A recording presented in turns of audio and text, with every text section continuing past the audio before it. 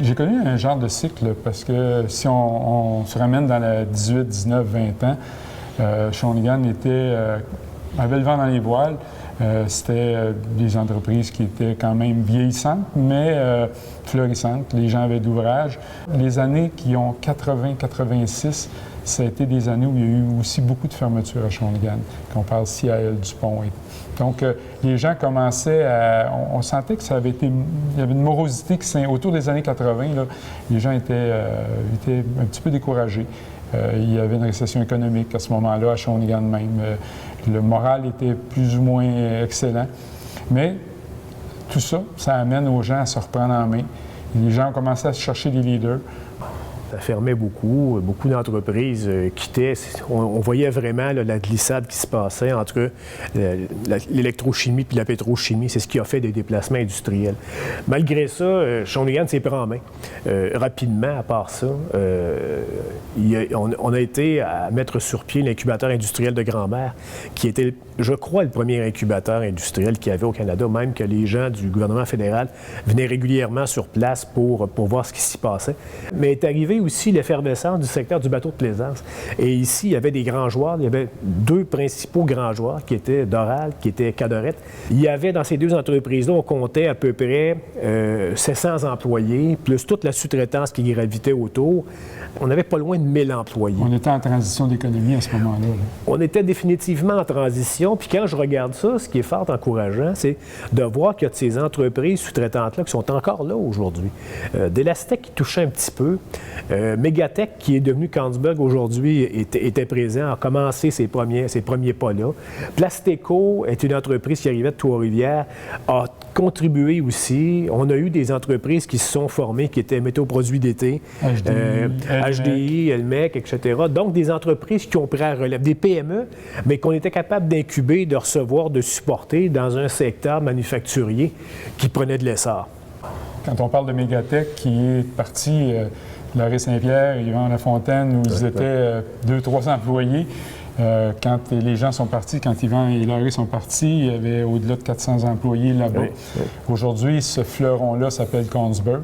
Quand on parle des entreprises, tantôt, Elmec, HDI, Synapse Électronique, on parle de 80 employés, c'est des entreprises qui sont issues de Mégatech.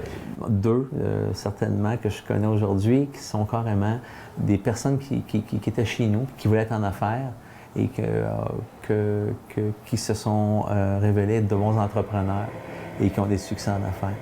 Et eux, peut-être, auront leur propre spin-off, leur propre rayonnement. Alors, c'est un microsystème entrepreneurial. Alors, ça peut fort bien continuer à se multiplier. Tantôt, tu parlais, il y avait quoi, 1000 employés globalement dans le domaine du bateau? Bien, aujourd'hui, on parle peut-être dans les intégrateurs de l'électronique et les manufacturiers d'électronique, on parle de l'équivalent d'à peu près 1000 employés.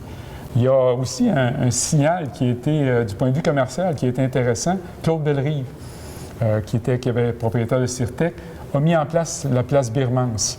Mais quand la place Birmance, quand les gens ont vu arriver la place Birmance, ils ont dit « Wow! » Cette personne-là croyait au développement de Shawinigan. À travers toutes ces années-là, il s'est bâti une résilience. On a formé avec cette résilience-là des leaders de notre économie. Ça a été super intéressant. Ces leaders-là, aujourd'hui, mettent en place des infrastructures, mettent en place des organismes pour être capables de supporter le développement.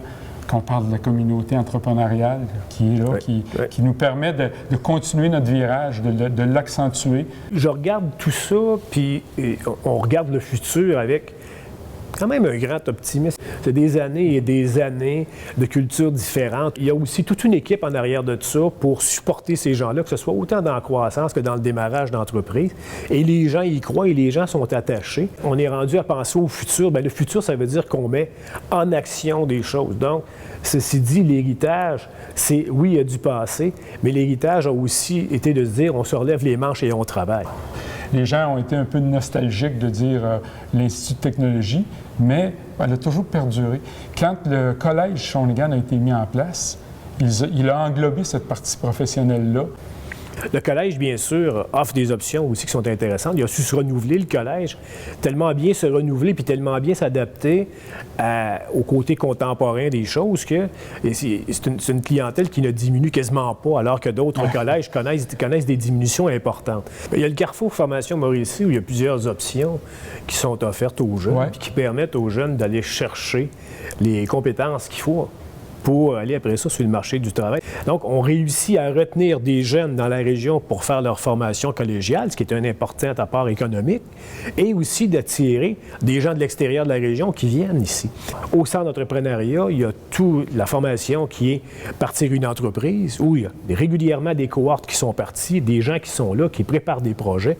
Donc, il y a une effervescence autant d'entrepreneuriat que des formations techniques ou des formations générales qui font en sorte que les jeunes restent ici, viennent chercher l'éducation qu'ils ont besoin, les compétences théoriques qu'ils ont besoin, puis après ça, aller sur le marché du travail. On a tous les outils en main pour faire une ville du futur, une ville de demain.